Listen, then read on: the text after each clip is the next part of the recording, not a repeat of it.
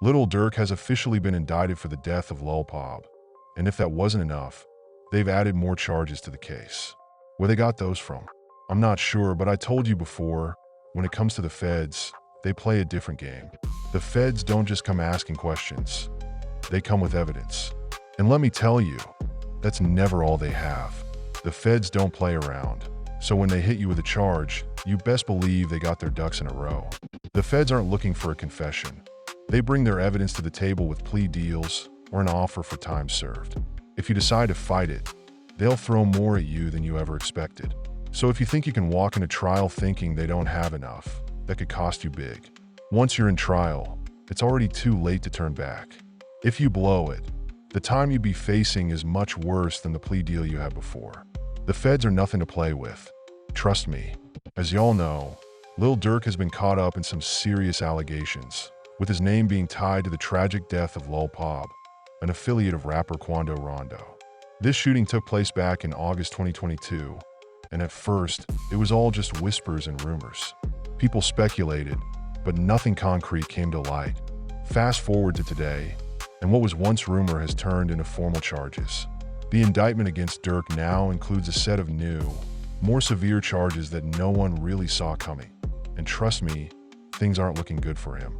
When the feds come at you with an indictment, it's not just some wild accusation.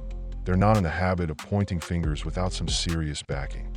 And make no mistake, the feds don't just grab a name out of thin air. They've been working on building a solid case. If they're moving forward with charges, it means they've got real evidence in hand.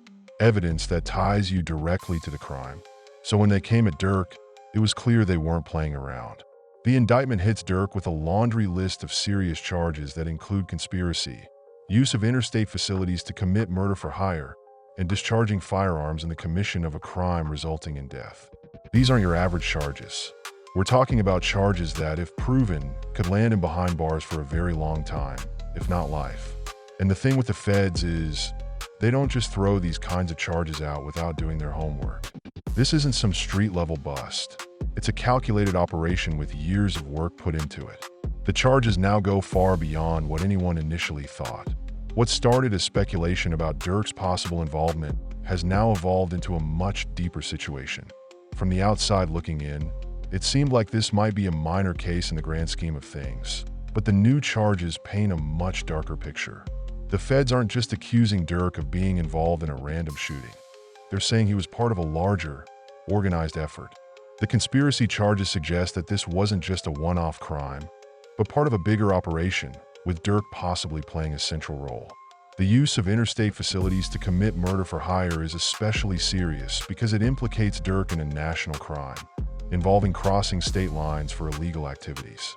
That's a game changer, because once you involve interstate commerce or facilities, the case can shift from local law enforcement to federal jurisdiction. It's no longer just a Chicago problem. It becomes a nationwide issue.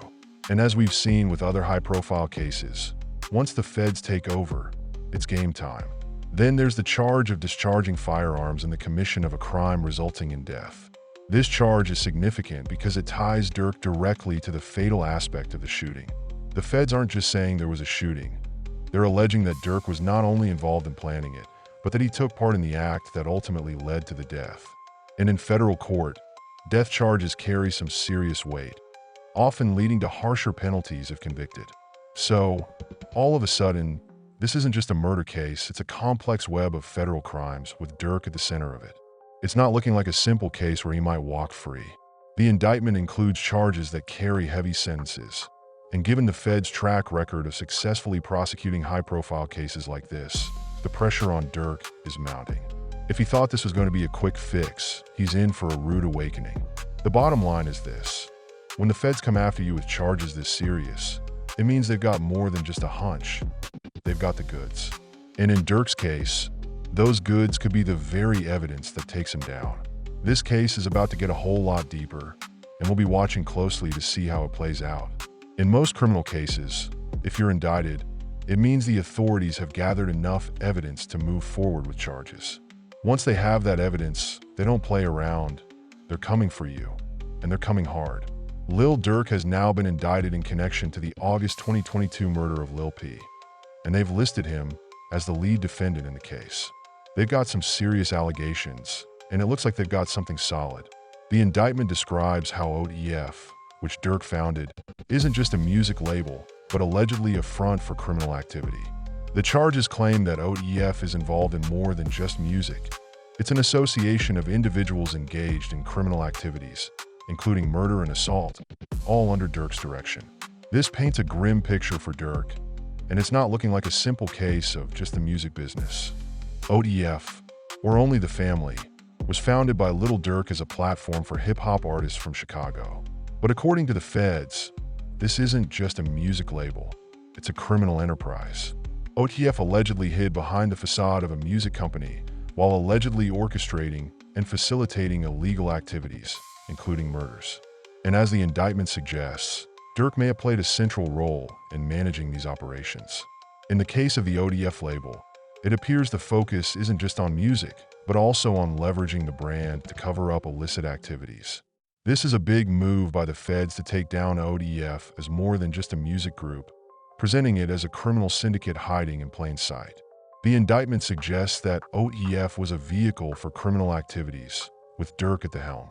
The feds are not just going on hearsay, they have solid evidence. Among the key pieces of evidence is the fact that multiple one-way flights were booked for members of OTF to travel from Chicago to California, allegedly to carry out the murder. Durk's name came up in the process, with his financial information linked to some of the booking and expenses for the co-conspirators. This is where it gets tricky. They've got credit card transactions, flight records, and hotel bookings all linked back to Durk and the alleged shooters. The questions now are, why was Durk traveling to California with members of OTF? What was his connection to the murder plot? And why did he not use round-trip flights like the others? With Durk being the lead defendant in this case, it's clear the feds are going for him hard. They're not just going after random associates, they're targeting the big fish. And with the new charges, it looks like they're hoping to tie Durk directly to the crime. This is a crucial moment for Durk. As the indictment suggests, he's heavily involved and the feds aren't backing down. But it's not just about the crime itself. It's also about the people surrounding Durk. As the indictment points out, people close to him were allegedly used to carry out the hit. And now, with so many personal connections involved, it's going to be much harder for Durk to point fingers or put the blame on others. The emotional cost of having friends or family take the fall is not something that can be easily avoided. With the evidence the feds have gathered, it's clear this won't be an easy case for Durk to fight. The big question now is whether he will take a plea deal or risk going to trial. The feds don't go to trial unless they're confident they have a solid case, and they're already saying that Durk faces life in prison. If he takes this to trial, it's not looking good, especially with the weight of the evidence stacked against him. The financial links, the private jet trips, the one-way flights, and the testimony of co-conspirators, it all paints a damning picture. Durk's best bet might be a plea deal, but that's a decision only time will tell. This case brings up a bigger issue, the way the music industry and street life intersect. As Dame Dash pointed out in a recent interview, the music industry often benefits from artists pushing violent agendas while the labels sit back and collect profits. The artists, however, end up paying the price, sometimes with their freedom or their lives. Lil Durk's case might be an example of this system at play. As the feds move in, it's clear that the cost of living this lifestyle might be catching up to him.